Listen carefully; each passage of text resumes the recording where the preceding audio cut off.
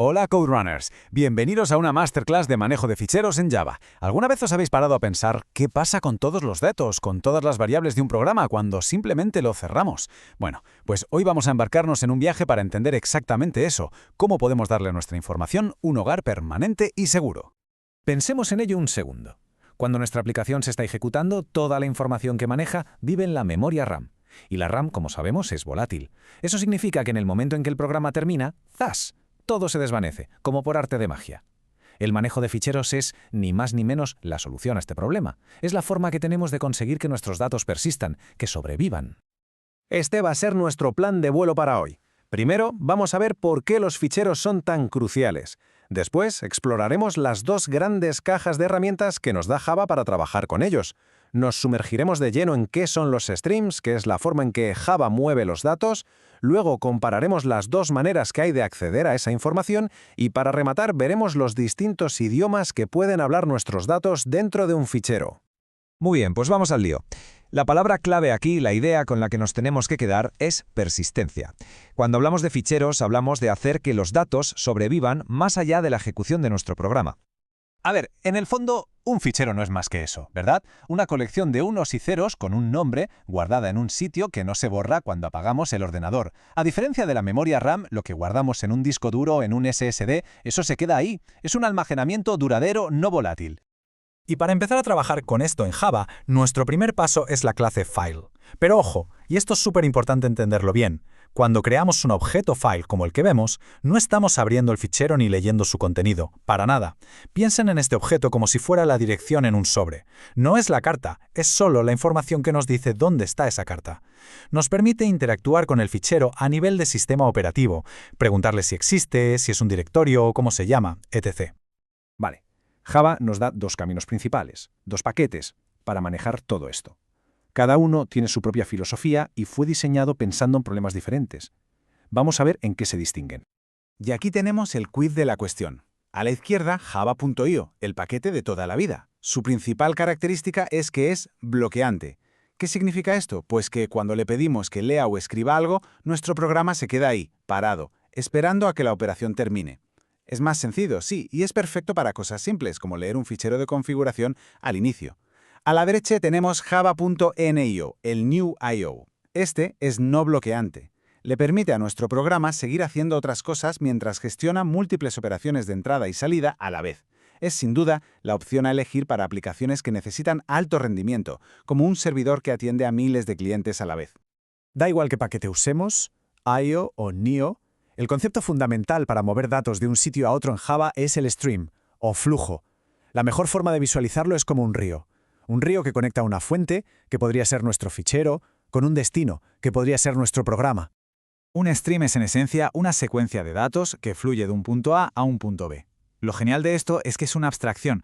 Para Java le da igual si ese flujo de datos viene de un fichero, de una conexión de red o de la propia memoria. Nosotros, como programadores, lo vamos a tratar de la misma manera, lo que simplifica muchísimo las cosas. Y dentro de este mundo de los streams hay una división fundamental. Por un lado, tenemos los streams de bytes. Estos son los que trabajan con la información en su estado más puro. Los bytes son universales, nos sirven para cualquier tipo de fichero, ya sea una imagen, un vídeo, un ejecutable, lo que sea. Por otro lado, tenemos los streams de caracteres. Estos son los especialistas en texto. Por debajo se encargan de la magia de convertir esos bytes a caracteres Unicode, lo que nos facilita una barbaridad el trabajo con texto, sobre todo si pensamos en diferentes idiomas y acentos. Bien, ya tenemos un fichero y sabemos cómo crear un flujo de datos. Ahora la pregunta es, ¿cómo leemos lo que hay dentro? Pues básicamente hay dos formas de hacerlo. El acceso secuencial es el más intuitivo y el más común. Es como leer un libro. Empiezas por la primera página y vas pasando una a una hasta llegar a donde quieres. Si quieres llegar a la mitad del libro, tienes que pasar por todo lo anterior. En cambio, el acceso aleatorio, que en Java lo manejamos con una clase especial llamada Random Access File, es como usar el índice de ese libro. Te permite saltar directamente a la página que quieras sin leer todo lo de antes. Esto es increíblemente útil para cosas como bases de datos o ficheros donde tienes registros de un tamaño fijo y necesitas modificar solo uno en concreto. Y para que veamos claramente la desventaja del acceso secuencial cuando queremos modificar algo, fijaos en este proceso. Para una operación que parece tan simple como borrar una línea, miren la que hay que liar. No podemos simplemente quitarla. Tenemos que leer el fichero entero, copiarlo a un fichero nuevo saltándonos la línea que no queremos, luego borrar el fichero original y finalmente renombrar el nuevo. Es un proceso súper costoso y muy poco eficiente si tenemos que hacer actualizaciones a menudo. Ya casi estamos. Pero no basta con guardar un montón de bytes en un fichero. Necesitamos darles una estructura, una especie de lenguaje común para que distintas aplicaciones o incluso nosotros mismos podamos entender qué significan esos datos. Y aquí es donde entran en juego los formatos de intercambio. Hay muchísimos formatos, claro. El texto plano o el CSV son súper útiles por lo simples que son. Pero hoy nos vamos a centrar en los dos gigantes del mundo web y de las APIs modernas, que son XML y JSON. Ambos nos permiten dar una estructura jerárquica y legible a nuestra información. XML es un poco hablador, es verboso, pero a cambio es muy descriptivo. Usa un sistema de etiquetas que abren y cierran, muy parecido a HTML, para definir cada elemento y cómo se relaciona con los demás. Cada trocito de información va envuelto en su propia etiqueta, creando una estructura de árbol muy clara. Y en el otro extremo tenemos a JSON, que es la simplicidad hecha formato. Se basa en una idea muy sencilla: pares de clave y valor. Fijaos en el ejemplo. Para representar exactamente la misma información que antes en XML, JSON es muchísimo más compacto, y para qué engañarnos, a menudo es más fácil de leer y sobre todo de procesar para las máquinas.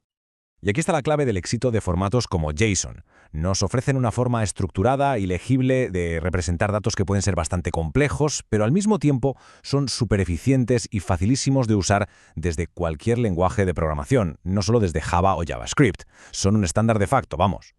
Como hemos visto en esta masterclass, gestionar ficheros es mucho más que simplemente guardar bytes. Se trata de tomar decisiones, elegir la herramienta correcta, IO o NIO, el tipo de flujo que necesitamos, de byte o de carácter, el modo de acceso, secuencial o aleatorio, y finalmente, el lenguaje o formato que mejor estructure nuestra información. La combinación correcta de todas estas decisiones es lo que definirá cómo nuestros datos cobran vida y cuentan su propia historia. Y eso ha sido todo, Coderunners. No olvidéis suscribiros, darle a like y activar la campanita.